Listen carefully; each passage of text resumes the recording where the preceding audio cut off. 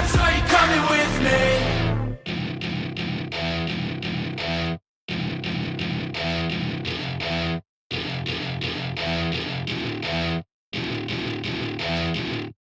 Hey, hey, hey! It's Friday night and it's John and Ed. It's all in. There we go. Good evening. You're starting to sound more and more like Robin Williams. Sorry, no, I have, because I have the vertical on as well, just to make sure I stay in the bloody frame.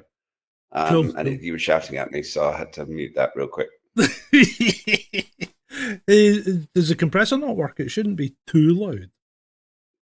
It was just, I don't know, it's just loud in my ear. Okay, no.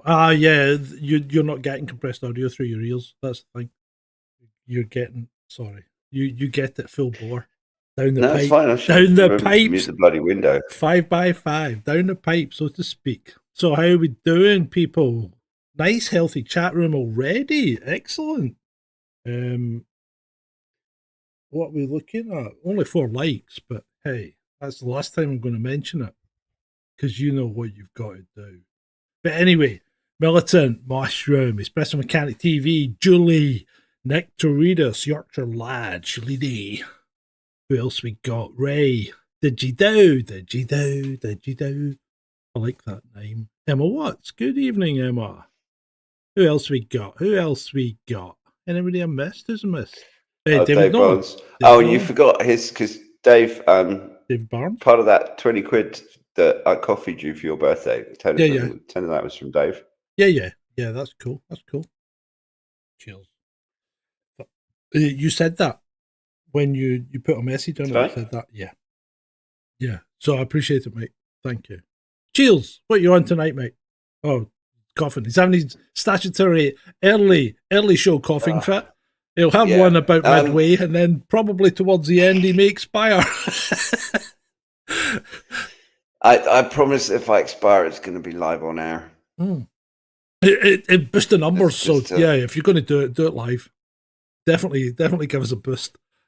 Well, I'm not leaving you anything in my will, so that'll have to do. You miserable git. And here's me thinking, if I won the lottery tonight, I was going to give you half. Well, if I won the lottery, I'd give you some money, but... Right. Where are we? What a week. I mean, we took the night off last night. Yeah, that was my fault. I just wasn't feeling it, people. Been working all week, and I know you think it's not work, but making videos is actually quite arduous. And I got to put up with this guy, David Nolan, and Sean on Tuesdays when I do the movie review. But yeah, I love doing that. It's good. In fact, I'm really liking doing the movie reviews, and I think I'm getting even snarkier on some of them. So cool. I have no idea. You get any more snarky than you already are. Oh, have you not watched any of the movie reviews? Yeah, but watched a couple of them. You just seem your normal grumpy self. Oh, you should try the Star Wars ones that I've started doing. I think I've brought myself up to a higher level. It's okay. Remember that snarky-cinema on YouTube. Right, where are we? What was I going to say? I don't know what the crowns are about, mate. I do not know what the crowns are about. Well, there's a new XP meter at the top right of the chat window as well. That, yeah. And when you click on the crown, because I got one and then I got some XP for it. So YouTube are trying to gamify the chat. Possibly. When I click on the, I mean, can you see this, chaps? People on the stream. When I click on the crown, we've now got the community leaderboard up, and number one. I have a difficulty with English anyway, you know that. And genuinely, this is my first drink of the evening. So, number 1, Militant Mushroom. Number 2, David SCP. Number 3, David Barnes. Number 4, Just Say Now to Government. 5, Espresso Mechanic TV. 6, Yorkshire Lad. 7, Shalini. 8, Julie. 9, Did You Do? And 10, Adam Yorkshire, who is Dreadeye. We should remember to check at the end of the show. And then we've got Nick Toridas, Emma Watts, Jurling John, who was first in. He was in the chat way earlier. And then at the very bottom, get Ed the Techie. Ed the Techie. He's down there at the bottom. But that's fine. That's cool. So I don't know what it means. Maybe it's the amount of chat that you do. Maybe the more chat you do, the more XP you get. In which case, I'll probably expect to see Miss Varma right at the very top. Ray's not there. Well, you know what, mate? What can I say? What can I say? Right. Some people getting it, some people aren't. Weird. I don't know. Don't know. Right. Anyway, now we've dealt with that, or not, as the case may be. Let's crack on with the show proper. So, where do you start? Right, let's start. Let's start at the beginning, shall we? Yeah, let's start at the beginning. Right, there are ongoing rumours suggesting that Russia could target Berlin if Merz grants Ukraine permission to use German weaponry against Moscow. I thought he had. I thought NATO had said the gloves are off. You can use anything you like over any distance, which is not going to go well. The Americans keep pushing back on it because they can't. But apart from anything else, the Taurus has got US software in it, so the US, technically speaking, needs to actually approve missile launches. But because GPS doesn't work in Russia, they have to use all sorts of advanced terrain mapping and kind of that sort of thing, and that's only possible with American intel. Mm-hmm. And I mean, the thing is that the Russians have already said quite categorically that they know damn well that if Taurus missiles get launched at Russia, that the only way that has happened is because of direct German fingers on buttons. Mm-hmm. Yeah. Which gives them the right under international law to strike back at the missiles themselves, the facilities that launch them. Yeah. And potentially what's dangerous for Germany is the facilities that supply them. The control center. Because where's the control center from the Taurus? Mm-hmm. Well, there's a US. What is it? There's a US base where General Cavoli is, and he's essentially the US. Yeah, I'm not sure it's Ramstein. It might be, but it might also be another one. I'm not entirely sure off the top of my head. I can't remember. But I mean that would be a level of escalation that, I mean, yeah, it might be warranted, but the Russians know that if they do that, then the escalation will continue. But it's also just caca. I mean, she's just batshit. She's just vacant, and I mean completely that. Vacant. She is vacant. I mean, it's you like get that. More sense out of a hamster. Do you remember the Sex Pistols song? You're so vacant, oh so vacant. Yeah, she is. Yeah. I mean, look at her there, standing there. That's the face you make when you have no fucking idea what the hell you're meant to be talking about or what you're actually doing. Look at it. And she doesn't.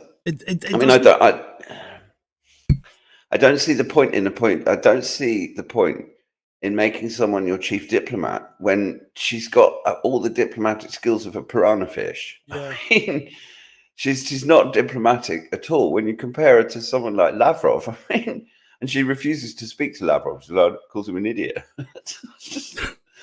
I mean, Lavrov is about the furthest you could get from being an idiot. The man strikes me as someone I'd like to sit down and have dinner with. Oh, absolutely. Yes. Dinner and cigars. I mean, it's possibly even a fine cognac.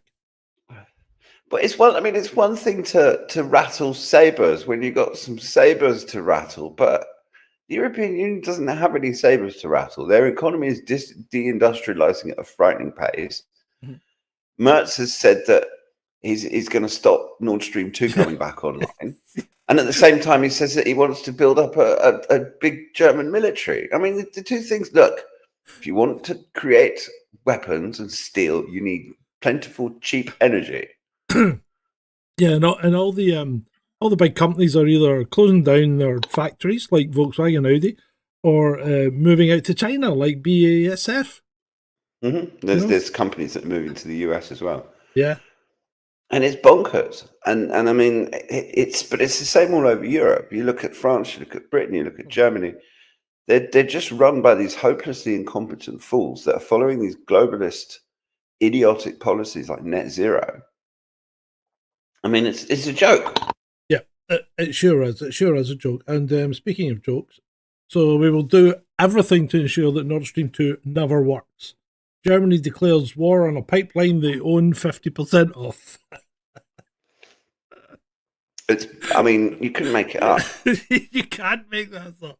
This is just like, I mean, I'll just wait till later on. Bloody hell, there's some weird cognitive dissonance going on in this world. There really is.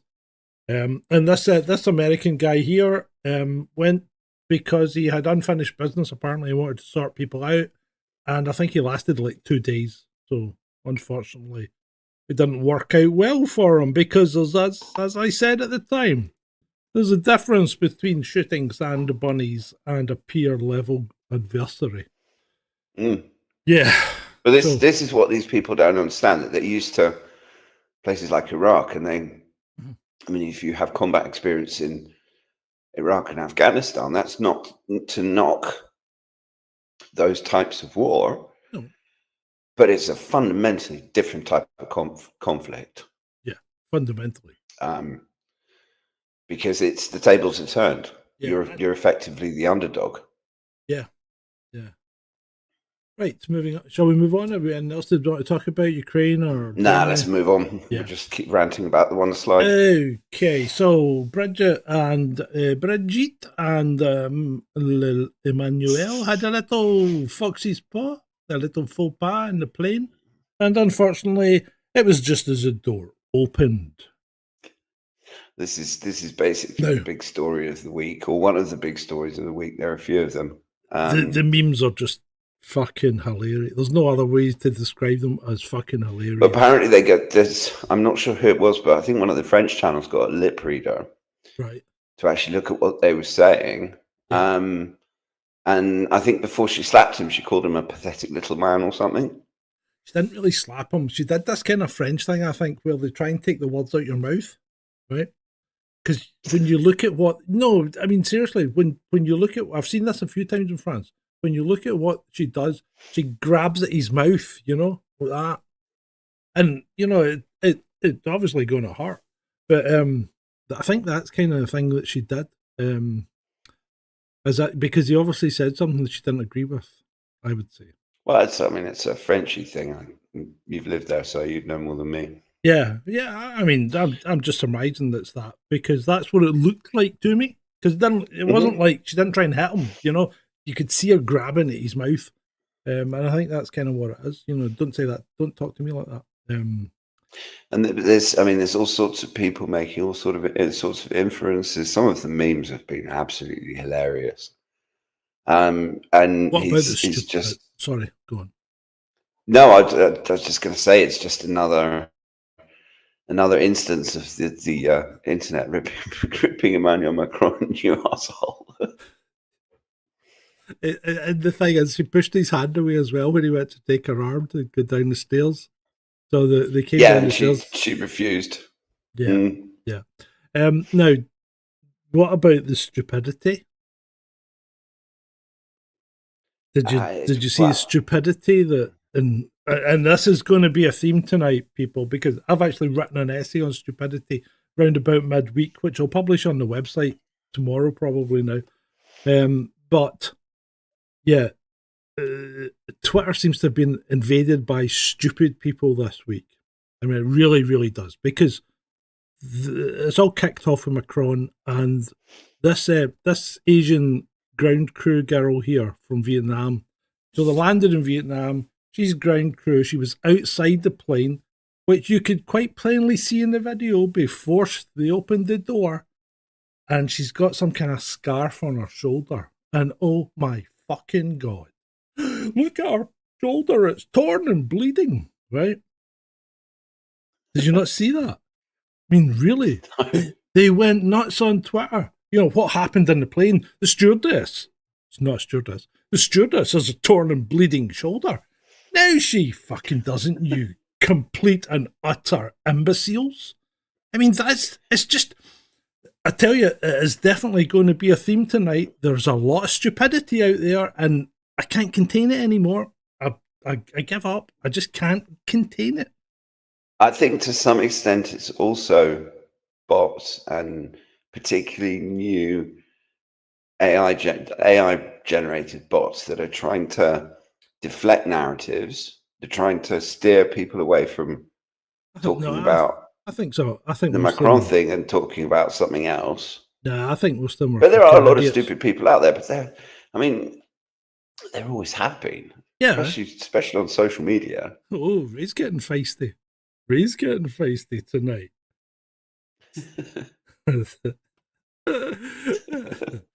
Put up or shut up. Anyway, right. So moving on. Here we go. Fucking hell. Talking about stupidity.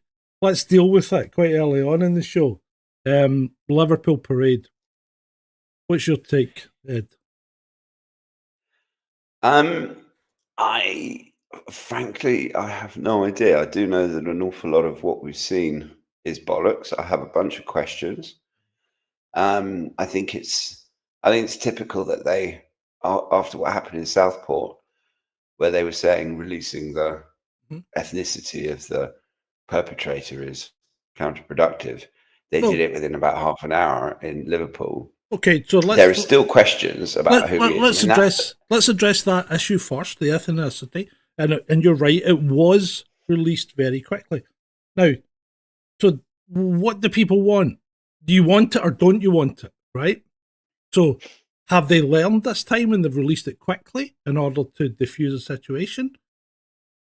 We don't know, right? We don't know, because you won't know until an incident happens where it's the other ethnicity and whether it's released quickly or not. So nobody knows. Yeah? Agreed? Mm-hmm. Yeah, agreed. And what do these people out there actually want? Do you want to know it or do you not want to know it? Because at the moment I'm getting mixed messages. I don't know what you're talking about, right? Sorry, Ed. Next. Right. Well, there's questions about whether the picture that was released is AI. That particular picture. There's also a bunch of other pictures. There's a sidelong image where you couldn't see the person's face, supposedly driving the car. Yep. I even saw alleged pictures. I don't know if their pictures are accurate, but there's a few pictures floating around of snipers on roofs. Saw that. Yeah, saw video as well of that. Which it looks weird. Accurate. I think it was well after the act, though, that was filmed. Yeah, I mean, they could be unrelated. I mean, that could be snipers from a different incident or a different time. I don't know, the King was visiting Liverpool or whatever. Who knows? Yeah. But if those pictures were accurate, then that's a bit weird. Yeah. Yeah. I mean, yeah. And I mean, the motivations behind the person, supposedly someone was banging on his window or something and he sped up. I mean, it's... Well, I think what we have so far that has been released is he's either under the influence of drink or drugs. He's tried to drive through a parade, which he shouldn't have been able to get into in the first place. So I think we've got to call the police. But there were other cars. It wasn't just him. I didn't see any other cars at that point. But regardless, the victory parade for Liverpool, the police shouldn't have been allowing cars to drive into that amount of people. That's a fundamental error on the police's. Yeah, I mean, it wasn't cordoned off properly. Yeah, fundamental error. So you got to blame. But then people as they are will say, "Oh, that was deliberate because they wanted something to happen." Because it did change the news cycle. Because until that incident, the Prime Minister was in the news a bit more than he was afterwards. Yes and no. He wasn't in the news about the rent boys. That never happened. They're not technically rent boys. I think officially they're models. It's okay. Yeah, but I mean, obviously, I agree with you. I'm just saying so we don't get the channel into trouble. Yeah, by making all sorts of allegations that are unproven. Right. I don't understand how his car was in the Shalini, and I think that's a police failing. So yes, I agree with that. Secondly, Ray, I can't endorse that statement. That's crazy, man. And I've already said this. People have been calling for this, saying the crowd should just have been let to have them. And it's like, well, what do you want? Do you want a civil society, or do you want rule of the jungle? It's as simple as that. Because I remember back to watching those two English soldiers being torn apart by an Irish crowd in Belfast, and it was horrific. I remember watching it on TV. Right, it was horrific. And then the whole, the stories of what happened and everything. And I was still in the police at that point, and I had friends working in the RUC, so I got first-hand information. That's not something that you can. It's not something you can condone or even suggest as a good way to be. You want to behave like animals, then people are just going to treat you like animals. That's the problem. So I don't think that's a viable solution to any kind of problem here. Not if we're trying to be civilized. I can understand how people feel. I do understand where Ray is coming from, because people are angry, and there's a big sense that there's not going to be any justice done because the justice system is so messed up. But at the same time, we can't behave like animals. There's too much of that in the world as it is. And that's just devolving. I think we need to, even if we're not always, I think we need to strive to be better than pitchforks and torches and braying mobs. But again, I do understand that there is a big question about justice in this country, because it just doesn't seem like there is any. My view on the justice system in this country, mate. It's completely compromised. It is completely and utterly compromised. Well, that's not quite true, Ray. No soldiers ever went near a funeral again, is it? Because okay, let's not say any more. Right, they just were never seen to be near a funeral. Well, there's more to cover here. So somebody pulled off the rear number plate. Yeah, I can understand that. Crowds act stupidly. They act without thinking. People do stupid things. They can become very violent very quickly. They think they are in the anonymity of the mob, and people just get carried away. So pulling off the number plate and throwing it away doesn't matter. People still can't read number plates because the amount of people that then tried to run the wrong number plate. The number plate's quite patently visible at the beginning of the videos, and people were putting in the wrong number plate, saying this is an ex-police car or this is a police car, because it's not got an MOT. You're running the wrong fucking number, So the car checks out. There's nothing ridiculous, like, and people are going, there's blue lights on the car and brackets where they would have been. No, just get a grip, people. Get a grip. Not everything's a conspiracy, because this guy, in my view, is under the influence of drink or drugs. He's got into that situation. He's stupidly pushed forward when he should have stopped. And then he's compounded the issue when people started attacking his car, because people will do that. They're hammering on the windows. Somebody put the back window in, because you saw that quite early on. The back window went in. So they're hammering on the windows. Somebody's put the back window in. He's put the foot down. You can see him with his hand on the horn. And he's just compounded the situation. It's just got worse and worse. He hasn't been thinking rationally. And that happens. It happens quite a lot. It was completely wrong, and I'm not excusing it. There's no mitigation here. He shouldn't have done it. Road rage is road rage. Yeah, it does. It happens a lot. Situations like that, because also if you've got a mob bashing your car windows in, there's going to be a certain amount of fear and anger, and there's all sorts of very strong emotions that can take over and make one do stupid things. And then if there's drink and drugs involved as well, then that just heightens the risk that the person is going to do something stupid. So I've seen all sorts of people trying to imply that there's some sort of military connection or some sort of police connection, like it's some. Yeah, and I'm not saying that these things don't happen. It just, in this particular case, I'm struggling to see any direct evidence of it. I can't see any evidence of this being anything other than one individual acting alone and acting erroneously because of the situation.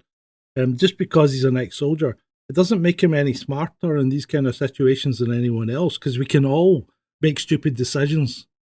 I mean, you've had a drink occasionally, Ed, I'm sure. I've had drinks, and I've made stupid decisions when I've been drunk sometimes. Have you? Oh, absolutely. Yeah. Happens to us all. Most stupid decisions when drunk are legion. Yeah. You do. You're right, Shalini. You always get the same people calling things a psyop. Yeah, I mean, there's certainly particular accounts that I could name on Twitter, but I'm not going to. Yeah, Pure Love says not knowing the ethnicity for 3 days gets you riots, and yeah, it kind of does. You're right, Pure Love, because regardless of what people say, I don't think it was anything to do with Lucy. As Dave Dellingpole, Dick Dellingpole said today, he was sitting there with the matches, just waiting for some random urban housewife to suggest what he should be doing with them. Funny, he saw it on Facebook and jumped up and thought, now I know what I should be doing. I mean, that's what the court said. You think about that, people. That's what the court said. That's what she did. She incited people to go and do that. No, she didn't. Absolutely freaking ridiculous. Yeah, I mean, a box of matches here. I just don't know what to do with them. What? Well, anyone that thinks, because I've pointed this out to legions of idiots on Twitter over the last couple of weeks, that if you actually read what she wrote and you understand English, there is not a word of incitement in any of it. There isn't, mate. And that's why if she'd continued with her not guilty plea, she'd never have been found guilty, because nobody has. Not one person arrested for that, for social media. But that's also why the government then put so much pressure on all of the people who pled guilty to plead guilty. Yeah, exactly. And that to me is just abuse of the justice system. That's not justice. That's government lawyers and judiciary and similarly assorted so-and-sos. Yeah. That are just, it's one of the reasons why stuff like this gets blown up, because people are angry and people are completely disillusioned with the system, and that's a dangerous combination. Exactly. There's a new word for you.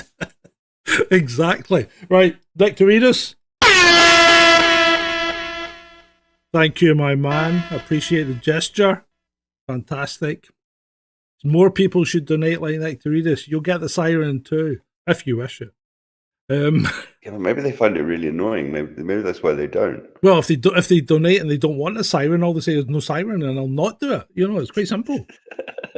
But if you don't donate, I might have to hit the siren every 5 minutes in honor of those that do donate. You know what I mean? I don't know. Is it that annoying? Yeah, it probably is. Anyway, right. Now I'm going to apologise for the next one because it's a picture of me, okay? Because I put this up because everybody's going on about no way that guy's 53, no way that guy's 53, and I put this picture up and I says, okay, what age is this guy, right? And I says, what age is this guy? And only one person came back to me. Only one person actually came back with an age. So they're either all thinking, well, he's an old cunt, or sorry, did I say that? I didn't mean that. He's a very old person, or I have no idea what age he is, right? So, the guy that follows me, Darren, said 42, right? Okay. So if I told you, and you can believe me, because I know when this picture was taken, and I know exactly where it was taken in Prague in 2018. I'm 56 years old in that picture. So, there you go. That just shows you, doesn't it? Anyway, moving on. David Lammy. Ray said 87. Yeah, Ray's an arsehole. I mean, we know that. Yeah. We've talked about you calling the viewers arseholes, all right? Mm-hmm. Don't insult your audience. No, but absolutely. Tell Andrew Lawrence that then. Well, John, now we've got questions about your do I moisturize? You know what I do, mate? Skincare routine. You know what I do for my skin? Nothing. You know one thing I never do, actually, and this might horrify you. I never wash my face with anything other than just water. I never use soap or anything like that. The only thing I ever put on my face is shaving gel when I'm having a shave. But I never wash my face with soap or water. With soap and water. Just water. Just give my face a rub with water every morning. Or if I'm in the shower, it obviously gets very wet. You know, but I never wash my face. Hey, Soldier, he doesn't wash his face either. He must be 150 though, because I've seen him. You know I don't mean that, mate. You know I don't mean that. Right, carry on. So this is David Lammy. So he says the Arctic is the front line of climate change. What happens there affects the whole planet. Somebody must have told him to say that, because I don't believe he did. What? I mean, he's the foreign minister, not the climate change minister. Yes. So why is he even commenting about climate change? He's David Lammy. What is this just another Dave's always wanted to go to the freaking Arctic, so he's just used taxpayer money to go on a little jolly. Another one. Yeah, I turned the ads back on, Selene, just to see what happened. If we can annoy you, though. Sorry. Right. Oh, Bumblebee's away for the dinner. Too late to eat, mate. Too late. You should be eating earlier than that. Right. Anyway. David Lammy, so apparently after he'd looked down that microscope, someone had to explain to him that no, those were really, really tiny things that were magnified and not very close. I mean... So while David's up in the Antarctic being astounded, right, NASA satellites have shown that Antarctica has gained ice despite rising global temperatures. How is this possible? And this is just like... It's just like made up shit, isn't it? Oh, I think I've misordered the slides because what's his name? But they're also, I mean, they're also talking about how for years they've been saying that the Arctic was going to be ice-free all summer. And yeah, still waiting. Still waiting. And the thing is, but I still, even if the Arctic does go ice-free, it doesn't matter because it's floating ice, so the water level doesn't change. But I don't understand how David Lammy's trip is relevant to the Foreign Office. I don't think it is, mate. I don't think it is, because it's not like he went to a foreign country. Did he? Is the Ny-Ilsund station, is that in some kind of Denmark or Norwegian territory or something? No, that's going to be, I mean, that is not, that's Iceland or Norway or, I mean, it's got to be north of the Arctic Circle, so yeah. So that maybe Greenland or does that mean that he is actually on foreign soil? Because we have a Nectaridus says Greenland, I'll probably defer to him, you know. But if he's not on foreign soil, then he's got even less bloody reason to be spouting off about it. I mean, he's just wasting taxpayers' money, but he's really good at that. Oh yeah. Mr. Creosote strikes again. Right, okay, let's move on, shall we? Right. The EU wants to ensure safe navigation in the Black Sea. This should have... I've made a right mess of ordering the slides. So the EU wants to ensure safe navigation in the Black Sea with every regional state involved, except Russia. Oh, hold on. Who's got a boundary in the Black Sea? Would that be Russia? Biggest one of all of them by the time they finished. Yeah. And then she claims, this is Kaja, of course, or Kaka. She claims the coalition should patrol critical infrastructure and monitor shipping in ports. The Estonia already tried controlling navigation. Rumour has it the crew's still in therapy after meeting a Russian Su-35. Do you remember that one? That was only the beginning of the week. And the Russians are now sending warships with with ships through the Baltic. Yeah. They've already talked about convoys and stuff, but I mean, it's so pathetic. It's literally, I mean, the coalition should patrol critical infrastructure. Okay, so yeah, Russia is really going to tolerate warships from Western countries in the Baltic, and apart from anything else, they have to get through the Bosphorus. Yeah. And that depends on the Turks saying yay or nay. Mm-hmm.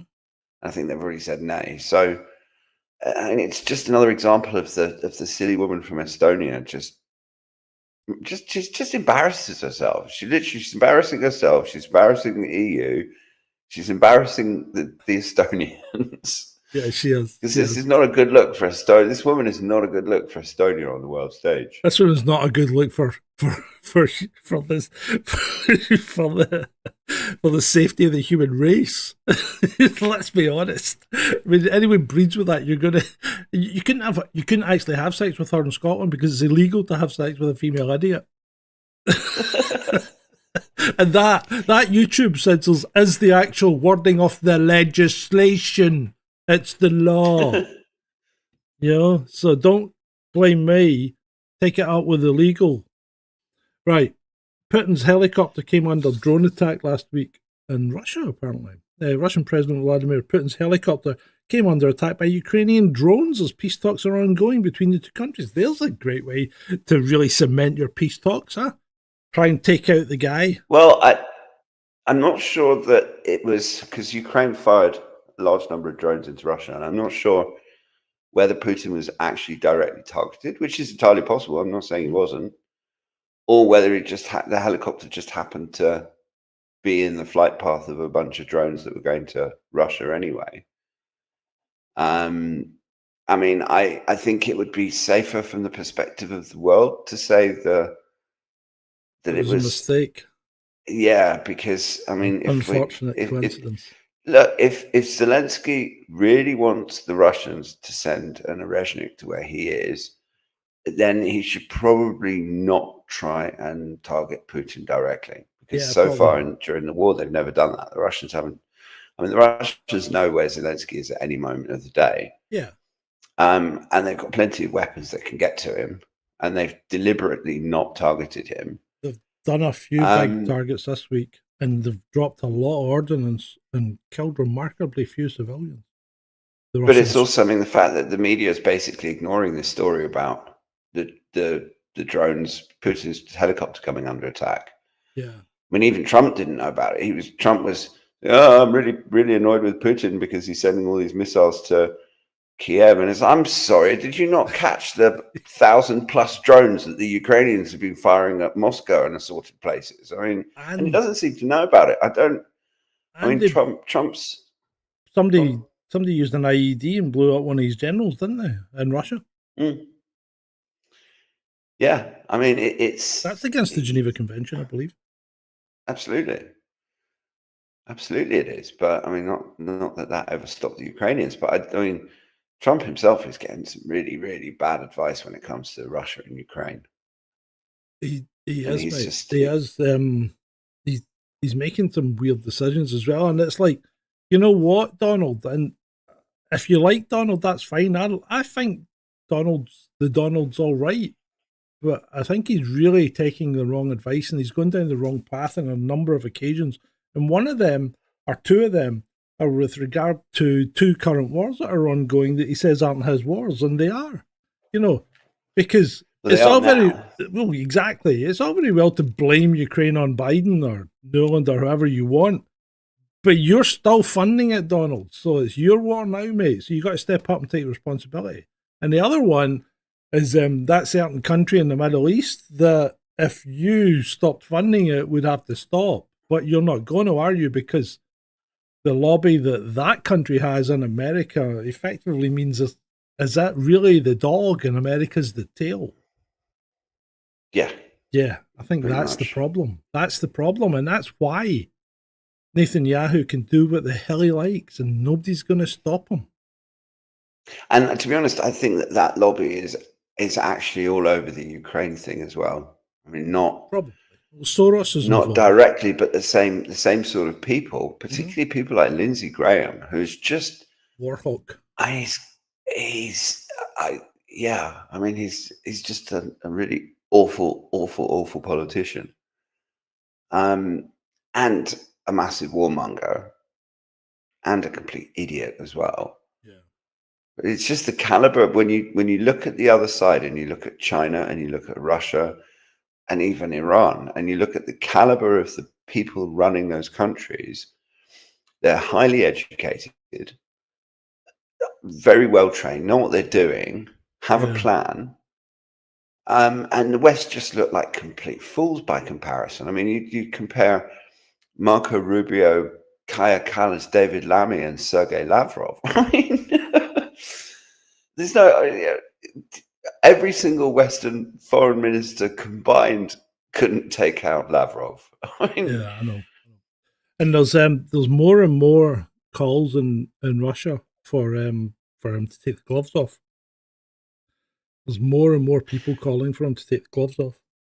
Absolutely, this is what a lot of people in the West don't understand, because the media just brainwashes them with stuff about Putin being this dictator and he's the Putler and he's this, that, and the other. But Russia is not run just by Putin, and actually Putin is considered a moderate. Yeah. And if you had someone like Dmitry Medvedev running Moscow, running the Kremlin, then I mean, Kiev would probably look a bit like Gaza right now. There's a good chance we wouldn't be having this conversation if was on the hot seat. Right, shall we move on? Oh, we know, because he doesn't like Britain very much at all. No, he doesn't. He doesn't. With good reason. With Mr. Starmer's meddling, and Mr. Starmer's apparently signed a treaty giving the WHO power to recommend. Well, what does power to recommend lockdowns mean? Because they have the power to recommend anything they like at the moment. So, what does that actually mean? This treaty it's the pandemic treaty, and it seems to give Tedros more power than he had. Another terrorist. And that member states agreed to implement what the WHO says. That doesn't mean to say the rest of us have to admit it, because if they try and lock us down and wear masks again, I think they're going to get a lot more pushback than they did in 2020. Yeah, I hope so. But I'm never surprised by the apathy of the Great British public. No, that's true, and also their David Nolan stepped in. David Nolan stepped in. There's nothing in it that says who can recommend lockdown, so that's a lie. And I trust David. He'll be going through it with a fine tooth comb from the old stopcommonpass.org thing. I think that's probably right. You'd probably find that newspapers just making up nonsense again. Yeah, and it's probably knowing the WHO, because the WHO is they're one of their biggest funders is Bill Gates and Gavi and people like that. So an awful lot of this is trying to get those arm stabby things into more people and make people like Bill Gates more money and Big Pharma more money, and therefore Teddy the terrorist gets a nice payday as well. Right, this is one of yours. You've had quite a few already, I think, or we had a lot of crossover this week, mate. So remember, folks, white South Africans don't belong in South Africa even after 400 years. White Americans are invaders in America even after 500 years, but the third world illegal immigrant who got here last Tuesday is just as American as anyone else, and if you call him an invader, you're a racist. Yeah. And this is just so completely spot on that it says everything. And you can't, that is exactly what the current status is. Yeah. And the tweet's referring to America specifically. Yeah, but it applies to the UK, Europe. Yeah. They're trying to any white Western country. Yeah. And the schools are teaching kids nonsense like black people built Stonehenge and crap like that. And the Swedish schools, what is it? The Swedes have just done a documentary about the first Swedes. And half of them come from Africa, and it's just but you can't even. God. It's just rewriting history by woke idiots. See, the question is though, right? The question is, see, when we were taught history at school, right, had it already been rewritten by someone else? See, you don't know. This is the problem. Mm-hmm. Right. And also, I mean, if you look at South Africa, yeah, the majority of black South Africans, the native indigenous population of South Africa, are actually the San Bushmen and the Khoisan hunters and the Kalahari Bushmen and people like that. yeah. And you had this massive before the Europeans showed up. There was a massive migration of Bantu from which name the tribe from places like the Congo and Zambia and Zaire and Malawi. This is where George Lucas got all his names for Star Wars, isn't it? It really is, for Tatooine. Because the Bantu are those things the sand people write about on. I mean, this is... those are Banthas. Yeah. What's his name? Obi-Wan called him a Bantu at one point. So, yeah, anyway. That's where he got all the names, isn't it? They're so similar. Right, shall we move on? But it's the same as only white people can be racist. That if you're a black person, like some of the commentators that we have online and on TV in the UK, who are people of color and are massively racist, but they're not racist because they're people of color. Of course they are. Judge Hannah Dugan in America is facing up to 6 years in prison for obstructing ICE. Well, quite right too. She's the one that led out some guy who, I think he was a gang member, and he was scheduled to be deported, I think, and she led him out of the courtroom through her own personal entrance or whatever. Yeah, I mean, I didn't mean that the way it came out. But I mean, I do think that they're being a bit heavy-handed, but I guess in this particular situation you have to. And I mean, I do know that I was having dinner with a friend last night, and she has she knows people in America, one of whom's a Brit married to an American, and he's got a green card and everything else. But he's absolutely terrified of leaving the US in case they don't let him back in, even though he's got a green card. Yeah, because they're being that kind of hardcore about it. Well, they always have been, though, especially if you're white. My brother has got or did have an American green card, and it's a complete nightmare the way they treat you. You know, even when you've got a green card, and you know. I think you have to get a citizenship before they start treating you like an American. But even with a green card, you still get treated with incredible amount of suspicion when you come back to the UK or whatever, and then trying to go back into America. They've always been like that, as far as I've known, with white people. And believe it or not, meanwhile, all you have to do is fly to Mexico and just kind of hike across the border. Swim the river. Well, I think it's a bit more difficult now. Yeah, well, yeah. Anyway, Scotland. We've got Scotland. This is the Glasgow Herald, or it used to be the Glasgow Herald. It's now called the Herald. Nurse suspended for horrific vax incident at a care centre. So, and this isn't old. This is fairly new, right? They held down a elderly patient who was refusing and forcibly administered. And I don't think that's legal. Isn't that something the NAZIs did? Mm-hmm. Yeah. Yes, I believe it is.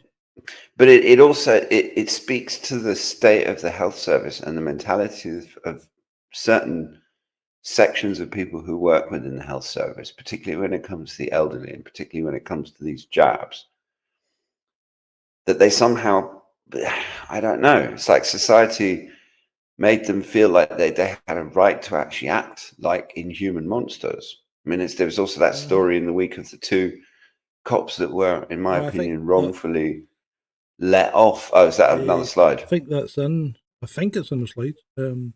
Okay, well, no, we'll come to that one. We'll come back to that one then. Yeah, okay. But it is, I mean, it's horrific. Yeah. It is horrific. I mean, she shouldn't just be suspended. She should be bloody arrested. Yeah, I know. Time's it. So our Tommy actually got out.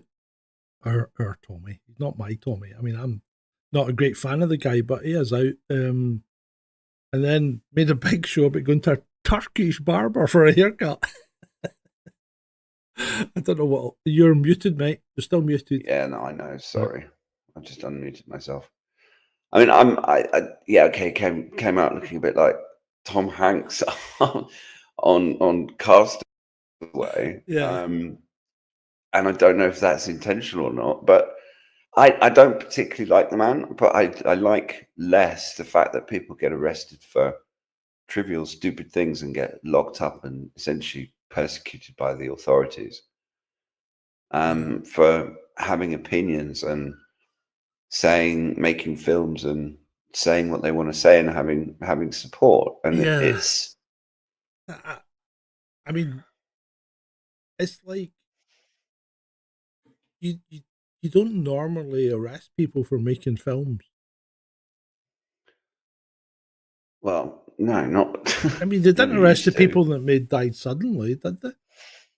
The thing is that they're not arresting him for making films. They're arresting him for being popular and having a voice and speaking for an entire mass of people in this country who are very pissed off, who don't feel like anyone's speaking for them.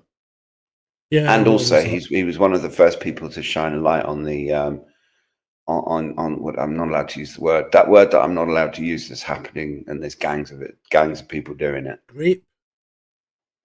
Yeah, that's the one. Yeah, that's true. Right, moving on. I can't verify this, right, but it's from the Daily Mail, so we can probably assume that there's an element of misrepresentation in it. But dis and malinformation coming from the Daily Mail. But there does appear to be a common thread where this is starting to get reported in a number of different areas, that people that use Ozempic are losing other faculties as well. Because we had what's her name, Sharon, last week, remember? Yeah. Yep, that picture's a very gaunt-looking Sharon Osbourne who can't put any weight on now, even though she's come off it. I mean, look, I thought one of the golden rules that my grandmother used to teach me is if it looks too good to be true, it probably is. And it's the same with weight loss. I mean, look, if you're unhappy with the way you look and you want to lose some weight, then you've got to put the work in. If you don't put the work in, then the price, because when you put the work in, the price that you pay is the hard work. It's the sweat. It's the effort. But when you don't put the work in, there's still a price that has to be paid. Yeah. Yep. And especially if look, I like that. If Big Pharma says something is safe and effective, but it generally isn't. Check and double check. But I like it. I like Ray's little slogan there. There's no pill to cure your ill. That's how absolutely right. You're right, mate. You're right. Right, moving on. After polls indicate that Boris Johnson is the only man who can stop Nigel Farage becoming PM. Right, I mean, that's whole fucking thing is ridiculous, right? Because we haven't even had a year of the Labour Party yet. We've only had 10 months, right? We haven't had them for a year, 11 months. We haven't had them for a year. So there's still another 4 years. What's the point in speculating about who's going to be anywhere near the running until at least a year to go? Well, more to the point, what absolute mongs are these pollsters talking to? I mean, because there are, I'm sure there are still. I mean, I think there are still complete mongs out there in the UK that actually think Boris did a good job and they want him back. Yeah. But literally, they are absolutely the last. They're down in the bottom of the barrel with people who still think Keir Starmer's doing a good job in terms of the people that you should not be listening to. Look, I don't understand what the Tory party were actually thinking, because when they got rid of Johnson, he was still the most popular Tory in the country, right? When they got rid of him as their leader, he was still the most popular Tory in the country, right? So why would they do that? Just because they don't like him, you know? I mean, the thing is, do you want to win or not? Because then they went and picked a selection of puppets and muppets, right? Who they went through in short thrift and then lost an election by an incredible margin, considering they'd won the last one with an incredible margin. Yeah. So it's one of the worst defeats in Conservative Party history. So why did they get rid of the most popular guy they had when they were still on top? Because did they want to lose? Are and always have been backstabbing, conniving, two-faced wankers. Yeah. And you've got the factions. You had it during the Thatcher and Major years. I mean, if you look at how they got rid of Thatcher, it was despicable. Yeah. Absolutely despicable. And I mean, Sunak, and then you had the whole thing with Liz Truss, who's actually been proven right on a lot of things now. And now Labour are trying to make out that Nigel Farage is a Truss economist, right? And yet, if you actually look at it, her budget was an actual proper budget. Yeah. And these clients, and it didn't do anything to bring up. It didn't drive up prices. It didn't do anything. What happened was that little runt Sunak made calls to his friends at the bank, and they brought down Liz Truss. They did the economy in, not Liz Truss. And now we have gilts at rates that were far in excess of what they were like when Truss had her budget. And we've still got Rachel from accounts pouncing around like she knows how to run the economy. Yeah, I mean, it's mind blowing, and it's all you can see the establishment doing. It's the same with Starmer getting us with all this rowback on the whole Brexit thing. I mean, I know. It's just we have the most. Let's just change slides. I'm going to end up saying something to get myself into trouble. Here we go. Here's Captain Britain here, right? Now, I actually put this slide in because I was going to talk about this before he abused me on Twitter. So I got a tirade of abuse from Captain Britain, who then promptly blocked me so I couldn't reply to him. And let's go through this. So he gives a word of advice: if the police ever knock on your door, then stay still, stay quiet, and don't answer or go near a window without a warrant or proof you're in the address, i.e., threat to life or limb or previous intel. That's not quite how it works, but we'll address that in a minute. Then they cannot legally enter. Okay, fair enough. If you're arrested at a later date, make sure you don't have your phone on you. Right? If you anticipate the police are coming for you, then purchase a cheap burner phone, and carry that around instead. Well, this is all assuming that you've got stuff on your phone that is going to be evidential against you, right? Make sure you have a decent criminal defence solicitor beforehand and ask for them at the booking desk. Do not use a duty solicitor. They will stitch you up. Provide a no-comment interview or remain completely silent. It's your right to do both. Legally, it is free, so use it. Ask for a phone call on arrival. This is where he got really upset. Ask for a book, a cup of tea and 2 blankets, and catch up on some sleep. If you don't ask, you don't get. You'll be home 24 hours after you're booked into custody. Do not panic, just follow these rules. Right, okay, so I said the problem is, one, you're not entitled to a phone call in this country. This is an American thing. People think you're entitled to a phone call. What you are entitled to is to have a reasonably named person informed that you are in custody and where you are. You don't get to talk to anyone, right? He didn't like that. He went nuts. Now, I don't understand why you would go nuts over something like that. He accused me of not knowing the law and have I ever been arrested, because he'd been arrested, I think he said 3 times, and spent 3.5 years in jail. Right, so now we know this guy is a career criminal, and he's giving you 3.5 years in jail is hardly a career criminal. You don't get 3.5 years in jail for your first offence. Fair enough. Right. Sure. So now we've got Lucy Connolly, obviously. Well, yeah, unless you're Lucy Connolly, but generally, so this guy's obviously been in jail more than once, right? And he's been arrested more than once. So he's giving you his advice from his side of the coin. Now, I admit, I have never been arrested, but I have arrested hundreds of people, and I know pretty much what you do. Now, the other thing he didn't like was, because somebody in the chat had said, if they've got a warrant, they'll just pan the door in. Well, no, they won't, right? Unless they can defend the position that they reasonably believe that you were in the premises. So if they don't know that you're in the premises, A warrant doesn't give them the right to pan the door in unless it's a search warrant. If it's a warrant for your arrest, they don't have the right to pan the door in. You can't go around just panning in doors left, right, and centre. So, people don't understand. There's loads of intricacies about how the police work and how the legal. But what's the point? Works. Can you ask for a book and a cup of tea? You can ask. You might not get it, but you can ask.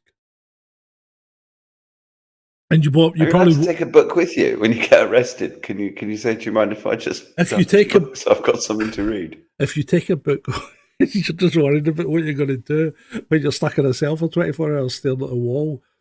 So you can take a book with you, but the chances are that they won't give it to you in the cell because it's your book.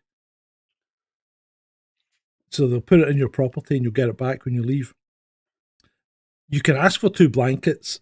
In my experience, you'll never get them because if you can rip up 1 blanket and make a rope, then you could rip up 2 and make a longer rope, which makes it easier to hurt yourself. So you're not going to get 2 blankets. But yeah, it doesn't matter what solicitor you call or have, because if you follow my advice, you will say nothing. So it doesn't matter if you have the duty solicitor or the or your own solicitor, because you can always contact your own solicitor once you're out. You're not saying anything. So literally nothing. Literally nothing. You give them your name, age, date of birth and address, and that's it. You give them what you legally have to, right? After that, when you're in an interview, they'll be taping it, and you just say, I'm not going to comment or I'm not going to answer any questions because I need a solicitor present. And although you've provided the duty solicitor, I don't feel that he's up to the job. I won't be saying anything in answer. And that's it. That's all you do. You keep your mouth shut. And it doesn't matter because they will lead you down. They'll tell you stories and everything. Don't give a story. Don't say a thing. That's where everybody gets caught out. And that's where cops get caught out because they open their mouth because they think they're smart and they think they can talk their way out it, and you end up putting their foot in it as well. And cops get done like that as well. You keep your mouth shut, you say nothing. That's what you do. Well, that's good advice coming from policemen. The little picture to the side here is 2 policewomen trying to force their door. This was a video. It went on for some considerable time, and there was a heckler. Obviously, the chap filming it was giving them encouragement, like, go on, love, hit it hard, hit it hard. The 2 male cops are standing there with their hands in their pockets, just watching. I hope somebody's round the back, by the way. They were probably worried about, I mean, it's like the thing says, he's probably too worried about being called sexist or misogynist or something to get involved. Are they all female cops? No, that's surely a guy, the tall one, surely. Yeah, no, there's 2 guys standing behind them. It might be 3. It might be 3 women. Surely you might be right. That might be another woman. But anyway, it might be. But it does illustrate the point that certain jobs are better suited to men than women. Yeah. I mean, there's a place for police women.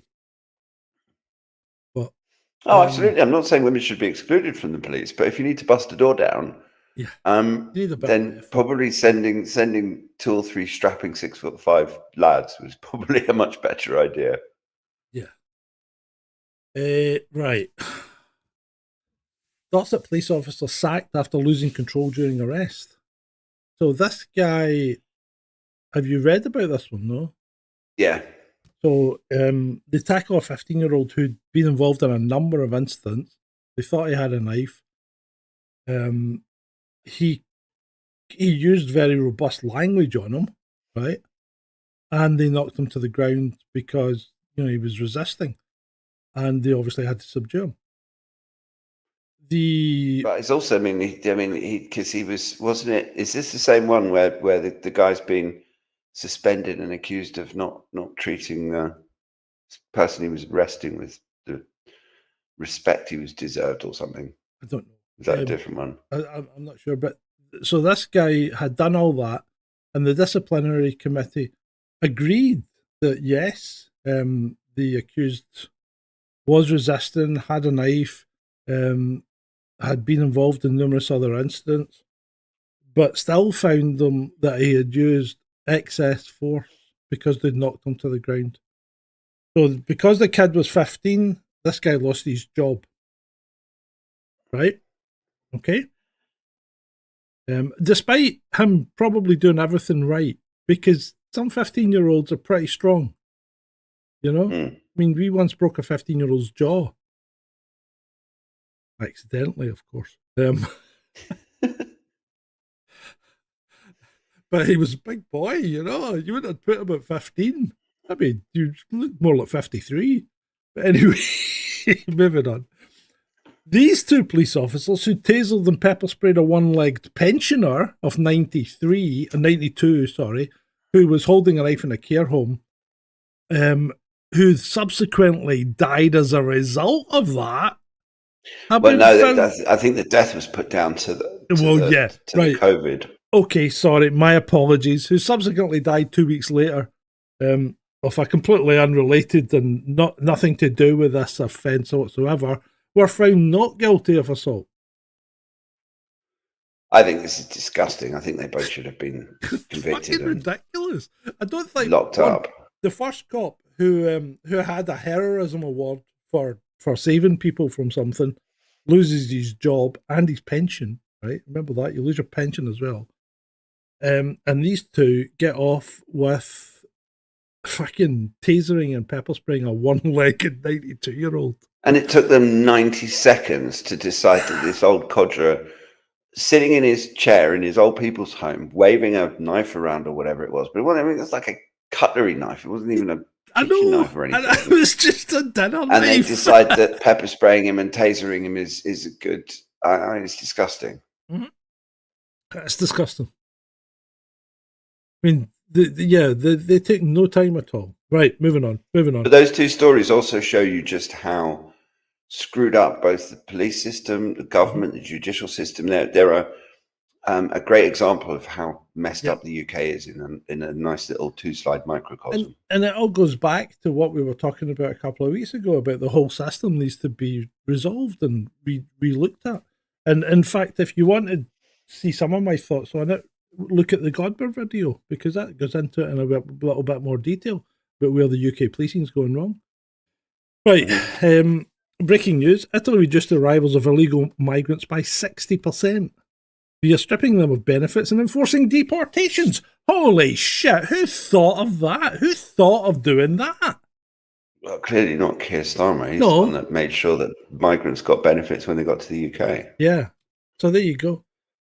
I mean, this is something that Europe has to do en masse. Is that all of these illegals, all of these criminals? I mean, we shouldn't have. It's like Rupert Lowe. There's plenty of stuff I disagree with him about. There's plenty of things that I do agree with him about. And the fact of the matter is that if you're in the country illegally and you commit a crime, you're gone. We're not. I mean, why the hell should British tax? Why the hell should UK taxpayers pay for some illegal immigrant person to have 3 square meals a day in a prison where he's probably being radicalized by some imam? I mean, Shalini's not happy. Don't turn the back and hang off. Well, you donate, Shalini. You haven't donated for ages. Drop me some pennies. And then I'll turn the ads off. There's story in the week that. I tell you what, if I get 3 more donations tonight, it can be any amount. You can even join the channel at 99p. If I get 3 more donations tonight, I'll turn the ads off for the next 3 weeks. How's that sound? There you go. How's that? I think that's a fair deal. Let's move on. Right, moving on. Yeah, this is the one I should have had earlier. Could you explain this to me, Ed? Like I'm 5. I wish I could. But apparently we've been accidentally cooling the planet by burning all the fossil fuels that have been warming the planet. And it's actually cooling the planet. And it's still all our fault. I mean, it's just not. You just can't. The problem with the climate people is that none of their predictions ever come true. Literally nothing they've been saying since the 1970s has ever come true. And I mean, in the 70s, they were predicting that there would be a global ice age by the year 2000. Yeah. And every 10 years, the UN releases a report saying the world is going to end in 12 years. Yeah. And we're all still here, kind of sea levels are the same. And we potentially have problems from the sun and the geomagnetic field, but yeah. So we've been accidentally cooling the planet and it's about to stop. Humans, fossil fuel burning has cooled the planet while warming it, presenting problems for the future. It's Orwellian doublethink. It's doublethink. Yeah, it's doublethink. You're right, mate. That's complete. Right. Because it's doublethink for people who never read 1984 is the ability to have two opposing thoughts in your head. Woohoo! There's one. Two to go, people. I'll give you a siren for that. So Shalini's just dropped us a $5. So thank you, Shalini. I really appreciate it. So two to go, people. Right. Don't talk about things like that next to read us, mate. Please, not on this channel. If you could remove that comment, that would be great, because YouTube doesn't like people talking about things like that. We all know that that's the way to do things, but don't, please. Thanks, Nectar Readers. Right. So moving on, and we're going to the Middle East. We don't normally do this, but so it does appear that there is some element of truth in the rumour that Hamas have been hoarding stuff, because apparently Palestinians have broken into Hamas's Al-Jafari warehouse in Gaza and found flour stockpiles stolen from aid trucks. Now, this is not in mitigation or an excuse for anything that may be going on at the moment, but it does appear that Hamas have been storing stuff for themselves. In a completely unrelated but and because I'm British and Scottish in particular, I can take this as funny, right? But some people might not. But in a completely unrelated story, this guy says, we will not forget that we asked the world to bring food to our children who are dying of hunger, and they've sent fake food in the form of toys. That's really sick. I mean, that's sick. It's sick on another level to send that to Gaza. That is sick. I mean, I can't actually say what I want to say about this one, because the channel will get into all kinds of trouble. Yeah. And we'll get deboosted and everything else. But I mean, mentioning what you mentioned is probably going to give you a boost in the ratings. But you only have to visit my Twitter account to understand my views on this particular subject. I know. Right, we'll move on, mate. We'll move on. Keir Starmer, direct quote. I know what it's like to work in a factory for 12 hours a day because my dad did it. Well, hold on a minute. Does that not mean your dad knows what it's like to work in a factory for 12 hours a day? It's such a disingenuous... I mean, calling him an idiot is an insult to idiots. He's a dissembling, disingenuous douchebag. Does this mean that I know what it's like to be... to go to sea for 21 years because my dad did it? That's exactly I know exactly what it's like to be a hotel manager because my father did it. Oh, there you go. What did your dad do? What did your dad do out there? Let us know. What do you know because your dad did it? It's fucking ridiculous. It's just, and you would think that, I mean, I guess at least he didn't say, I know exactly what it's like to be a toolmaker because my dad made tools. Fucking evidence is standing in front of us. It's just the man is a tool. Right, moving on. Britain faces drinking water shortages in just 10 years due to mass immigration. Do you think it might be something to do with the fact that all our pipes are leaking like an actual sieve? If that story was written properly, it would say Britain faces drinking water shortage in just 10 years due to water privatization, greed of water companies, incompetence, failure to invest. I mean, we haven't had a new reservoir built since the 1990s, to the point that the government is making a big fanfare now about taking control and ensuring 2 new reservoirs get built, which is really not going to help very much. Mm-hmm. But I mean, literally, we get more rain than pretty much anywhere else on the planet, apart from Seattle and maybe India during the monsoon and stuff. But I mean, this is all down. This has got nothing to do with mass immigration. It's just GB News being douchebags. Mm-hmm. It's all about the fact that our utilities are run by greedy, conniving scumbags. Yeah, they are. Right, moving on. Britain to unleash army of hackers on Putin. New cyber and electromagnetic command will oversee $1 billion spent to take on hostile states. Hold on, I thought hacking people was bad. Well, it's okay to hack Russia, right? The thing is that when Russia hacks us, that's bad. That's bad Putin, bad Russian men. But if we hack Russia, good British guys hack Russia. And not just that, but I bet you a whole chunk of that billion will be spent censoring and abusing British people online because of the 77th Retard Brigade. Mm-hmm. Yeah. And totally unrelated news, but filled up with space. Pakistani ECHR, just yeah. Another example of the court's justice system. Pakistani drug dealer can stay in the UK to teach his son about Islam. Isn't it the imam that teaches the family about Islam? I don't think they'll leave it just to the father, because I know some people who are Muslims, and the imam comes round every Saturday to talk to their daughters. Well, I say talk. I'm kind of hardcore on this one because I'm with Rupert Lowe. If that's the issue, deport the son as well. Yeah. Deport the whole family. I mean, if the family knew he was drug dealing anyway, then they're all complicit, and just get rid of all of them. I mean, we don't want people like that in the country anyway. Ray says, have you seen the UK's computer systems? Yes, I have actually, Ray. Yes, I have. In fact, I'm responsible for putting some of them in. But we'll talk about that another time. Right, okay. Alert over popular type of contraception that could raise risk of brain tumours 5-fold. Hundreds launched legal action. So apparently this is a JAG that you can get, apparently. That is now... arm stabby.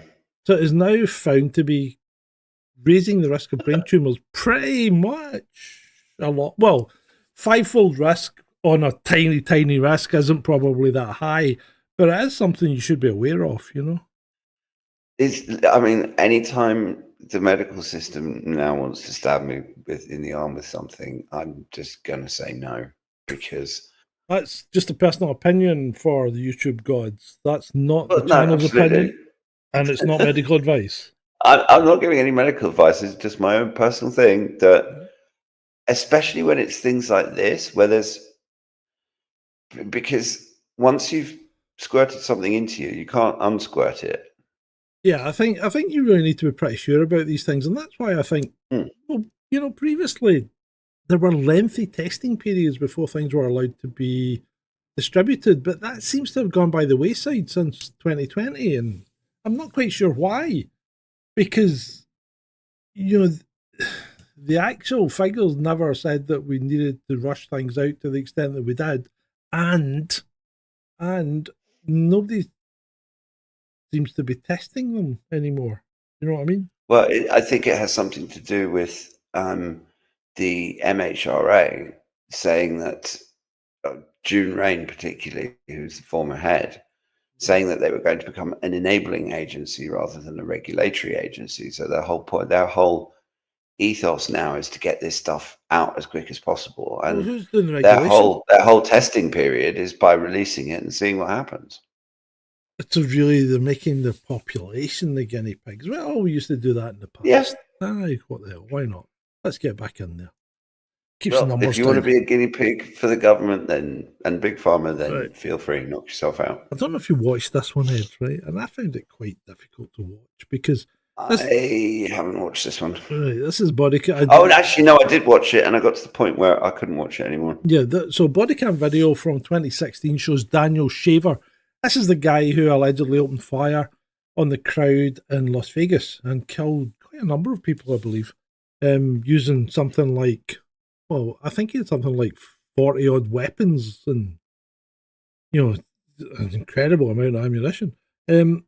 So it shows him crawling and begging before former officer Philip Brailsford fatally shoots him. The cop was later acquitted of murder. Now, I've watched this and I don't know how to say this, but that cop engineered that. He engineered it.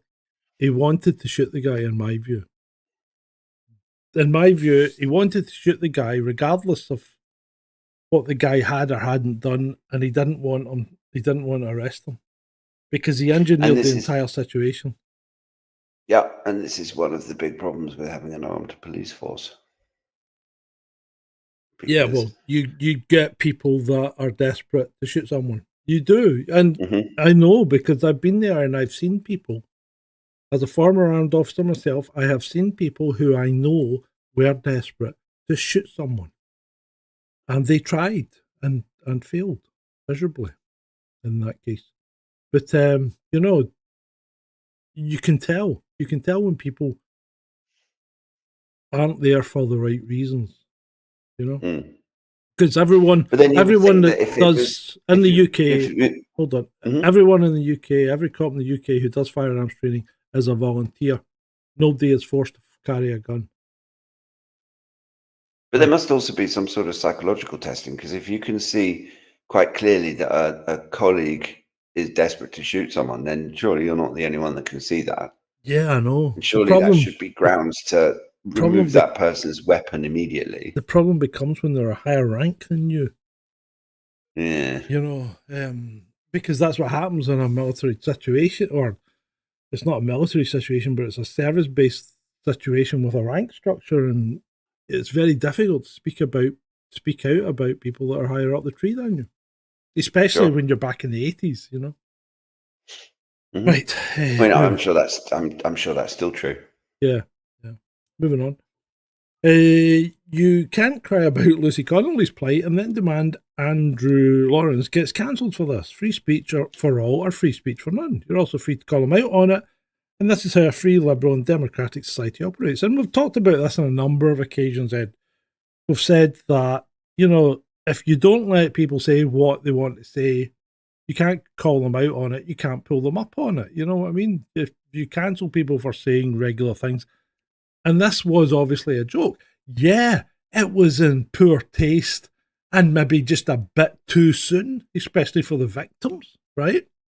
But it was a joke. And it was obviously a joke. And people have been flooding him with complaints and trying to get him cancelled and whatever. And he's doubling down. He came out with I'm 100% behind him. He's 100% right. He should double down. He should double down. Yeah, I agree. He shouldn't kowtow to these people. I agree, 100%. I mean, I think some of his stuff is funny. I also think he's an annoying little ginger douchebag sometimes. And yes, what he said was over the top, but he's a comedian. And in Britain, we have a tradition of this kind of comedy, this sort of gallows humor. I mean, you can point to countless examples of people, Monty Python, Fawlty Towers, that said far worse things. Yeah. But because we didn't live back then, we didn't live in a society full of these woke ninnies that have to cancel everybody. You might think a joke is in poor taste. You might think a tweet is in poor taste, but that doesn't give you the right to ruin someone's life. And then someone posted, I think it was a 77th bot, said, oh, he ruined his own life. And they retweeted someone who's trying to dox Andrew Lawrence's house. I mean, if we're going to start threatening comedians, then the country's broken. We need to fix it, because apart from anything else, if you actually stop and look at what makes our humor, things that people laugh at, they're always horrific. I mean, Yeah. it's because the laughter is a defense mechanism. It is. It's a way of reacting to a really awful situation. And you might not like it, but he should be free to make jokes if he wants to, and people can either laugh or they can block him. I mean, Yeah. it's Nobody's forcing you to listen to him. no, but the way that he's handled it, because did you watch the video that he posted? Yes, I did. I like it. And he's posted a few tweets since as Has well. Yeah, And there was the one where that comedy club in London said, "I will never work with him," and he posted, "Yeah, well, I haven't done any work with these idiots for like 10 years."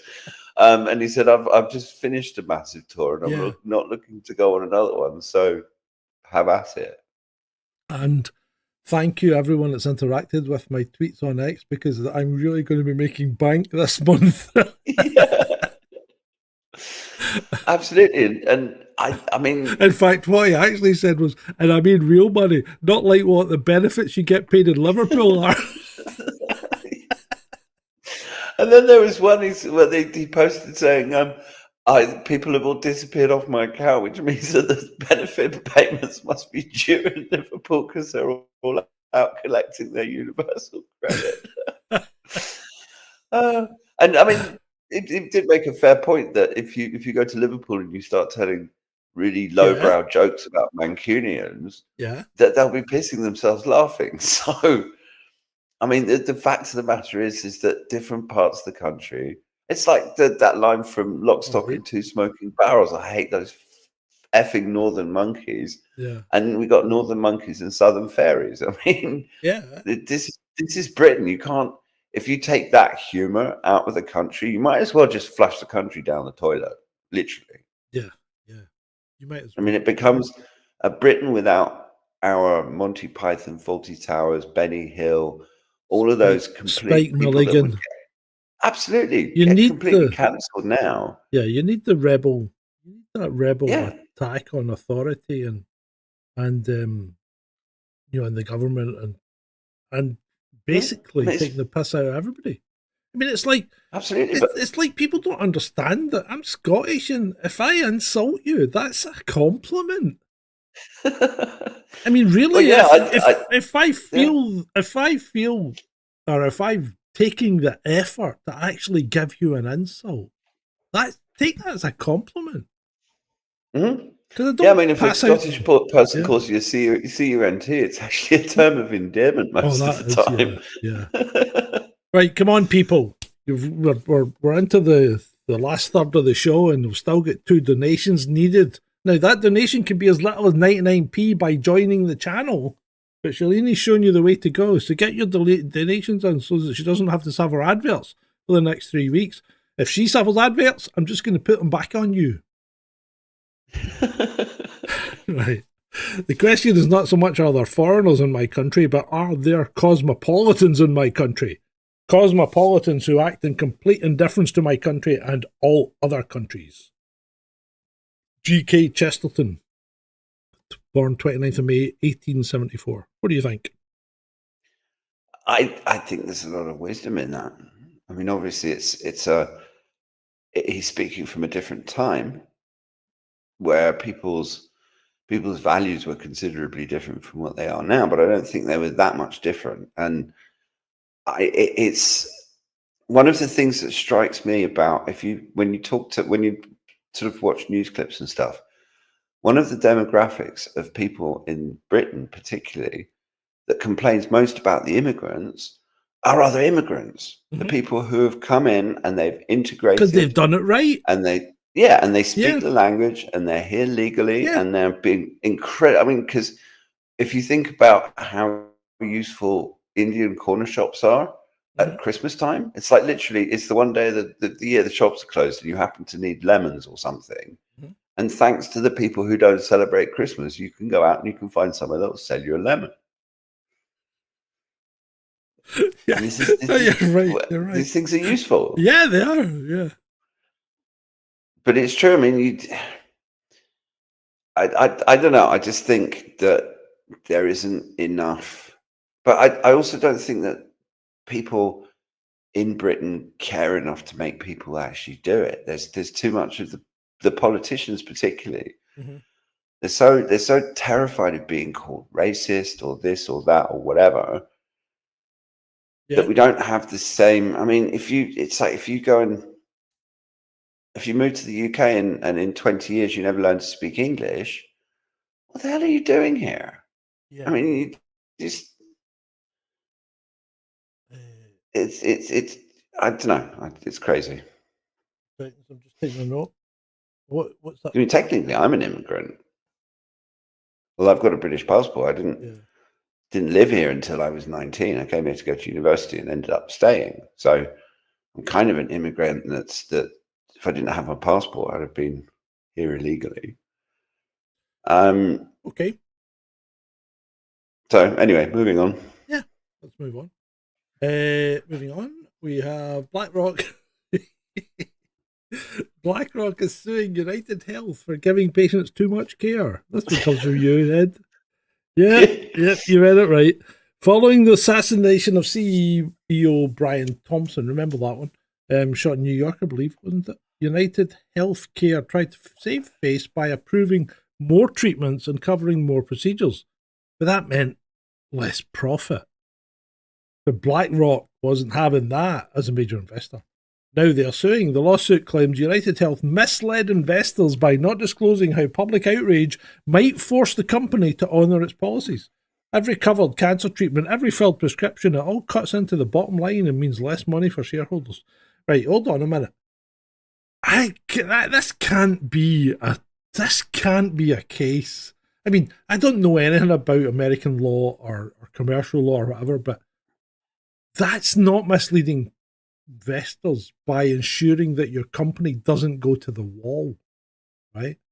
If your company has lost the faith of its customers and you do things to keep those customers, that's not misleading investors. That's ensuring investors continue to get paid. This to me seems to be a frivolous case. If I was a judge, I'd throw this fucking thing out. Yeah, I would too. But unfortunately, I wouldn't be surprised if, depending on what judge hears the case, BlackRock could win. I mean, to me, this just it signifies just how utterly broken the American health system is, and also it's a scary kind of thing about what might happen here, because don't forget, United Health actually run health facilities in Britain as well. And the whole, I mean, if you pay your health insurance, the whole point is so that you don't end up with big medical bills. And it shouldn't be I mean, okay, companies should be able to make a profit, but I mean, there is something, it's just broken. There's something fundamentally broken about a system where a greedy bunch of rich assholes like BlackRock can sue a health company for providing too much health. I mean, what the hell? It's just it's mental. Right. Okay, let's lighten things up a little bit. Well, we're starting to lighten things up. So the race swapped Hermione, okay, in the TV series. Now, they'd already race swapped Snape, which is fine because it's not, right? Because he's completely not described like that in the book. So they've gone against the canon, as they say, right? Now they've race swapped Hermione, and people are saying, well, it doesn't look that bad, but when you look at Hermione, she's an Indian. The thing is now, hold on, let me finish. All right. Right? Now, Hermione was a do-gooding little toe rag who wouldn't put a foot wrong. Right? But all I'm saying is there's a culture of lying that comes from the subcontinent. I think that has less to do with it than the fact that J.K. Rowling describes all of these characters, Harry, Hermione, Ron, Snape. They're described in intricate detail in the books. They are. And the creators of the films actually followed the description in the book, and the creators of the TV show are just turning it into a woke pile of nonsense. And I'm going to refuse to watch it. I'm a huge Harry Potter fan. I've read all the books. I've watched the movies multiple times. I think the entire world that J.K. Rowling created is amazing. I mean, it's up there with Lord of the Rings and other such book series. But I think to go against the author's vision purely for woke reasons, I just think it's wrong. Yeah, I think the entertainment industry needs to get a grip on it. It's taking too long because I watched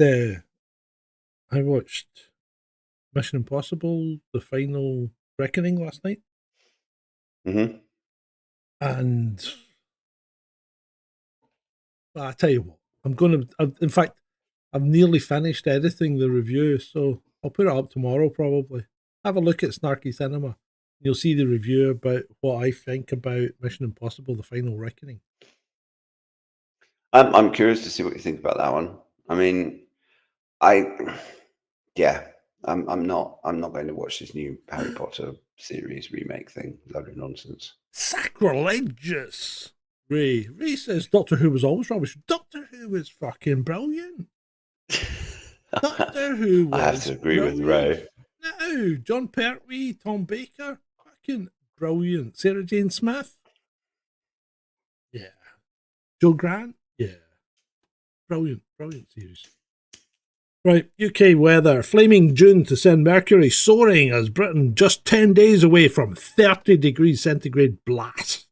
A blast. That's a blast furnace you're going to be living in. I mean, the hyperbole. It's cold summer. The hyperbole that comes out of this shit is unbelievable. It really is. GB News is particularly bad with weather, but they're all so hysterical about any kind of weather. I mean, 30 degrees in Britain in June that's balmy. I mean, that's a nice summer. And we've had last summer was rubbish. The summer before was rubbish. So if we have a bit of nice hot weather in June, but because of the whole climate narrative, they have to get hysterical about everything. It's where they changed all the maps so that suddenly what was kind of mild orange is now blistering red. Yeah. And it's all just politics. I wish all of this woke nonsense would just stay the hell out of science and news and everything else. I mean, just report the bloody weather. Don't start trying to add lots of pejoratives and adjectives and telling us how we're all going to globally boil or whatever. I mean, just report the bloody weather. Yeah. Ray, he says he's just downloaded all of Red Dwarf. If you want a cracking, funny, contemporary series to watch, try Silicon Valley. Or at least until they get rid of TJ Miller, because that is fucking hilarious. It really is. Right, moving on. You need to explain this one. Celebrity chefs shred Diddy's travesty of putting applesauce on burgers. What's all this about? Look, well, apparently he was known for putting applesauce on burgers. And to my mind, as a chef who likes a good burger, that is just an arrestable offense. I mean, putting applesauce on a burger should just be, I mean, it's sinful. Who cares? It's his burger. He's going to eat it. You can put what you like on your burger, surely. I mean, it's like some people would put like tomato sauce on a fried egg sandwich, and that's just fucking disgusting. But you know, I mean, if he wants to eat it, that's fine. Some people put tomato sauce on bacon. I mean, these people are mentally ill, but I'm not going to have them locked up. Well, I mean, no. Well, hopefully he's going to get locked up for far more serious things. But I mean, putting applesauce on your burger is really on the rap sheet. Is this really the most pressing thing in Diddy's life at the moment? Probably not. I tell you what, I watched something about Harvey Weinstein the other day. I think it may have been Candace Owens' interview, and I think I'm going to have to dig into this a bit because I'm not quite sure that it's as straightforward as people think it is. But anyway, moving on. RFK Jr. is reportedly going to forbid. This is fucking sick. Is reportedly going to forbid government scientists from publishing in the world's most respected medical journals, The Lancet, the New England Journal of Medicine, JAMA, etc. Why would he do that? I don't know about you, but I don't have any respect left for those medical journals. They're all just propaganda rags. Yeah, but it doesn't matter. They're still the medical journals for the medical profession. That's where they exchange a lot of information. Well, maybe the medical profession needs some new journals, and this is a good way of going about getting new journals. Well, why do they need new journals? Because the Lancet doesn't. The New England Journal of Medicine, the Lancet, whatever. They're all lying scumbags. Well, why do you think that? Because the MSN has reported articles that they've cherry-picked because of them promoting fake science at the start of the scamdemic. Well, we can't say that we know it's well, exactly. Science. I mean, I still think he's wrong. They have printed so much nonsense. But they're gatekeepers for the establishment. Yeah, they suppressed. I mean, they've suppressed all sorts of things that could actually have saved lives. And that's the stuff that we know about. You don't know about the stuff that they're suppressing. That we don't know about. Stop, because you're going to get us into bother. But exactly. So these are conduits for medical professionals to exchange information. So regardless of whether 30%, 40% of it is wrong, you've still got to allow them to exchange information. Because it's like you said earlier, or we said earlier, if you don't allow people to be called out for the bullshit they're publishing, then you can't make any progress. Yeah, but that entails calling them out, and these dickheads never get called out. But this means nobody's going to call them out because it's never going to be seen. It's never going to be published. And hopefully the magazine will go bust and we'll have decent journals. Well, why would anyone else take the place? Because they're just going to look at it and go, well, no point in going down that route because the government's just going to censor us. Well, I think your attitude is very sensible from the perspective of not getting this video nailed. I'm just saying. And I'm allowed to have my opinion about them. You are. Right, let's move on. Well, here's one for you. Fucking Dutch. The Dutch caused this.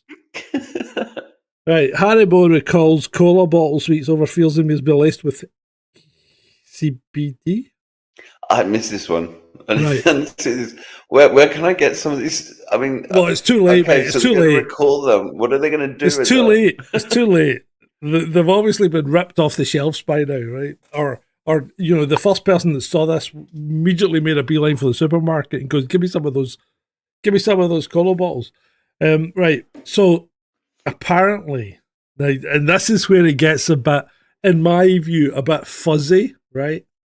So a Dutch family got totally baked on Haribo cola bottles, right? And then tests have shown that the coating was contaminated with cannabis. Now the question is, were they already baked and the cola bottles got contaminated from other stuff that they may have had lying about their house? I don't know. But anyway, no, I suppose the cola bottles have got... How would it get into them, though? It must be a Dutch processing plant, yeah? It's just mental. I mean... That is mental. I don't see how any aspect of the Haribo production could have been contaminated with cannabis without... I mean, unless the factory making the Haribos is also making THC gummies or whatever. Yeah, I think, Shalini, what you're eating isn't the same, mate. It's not the same because the actual active compound, I believe, is THC. Right, okay, let's move on before we get into some sort of drug-induced coma. Star Harvard, we actually covered this last year, but it's obviously been finished now. So, star Harvard business professor stripped of tenure, fired for manipulating data in studies on dishonesty.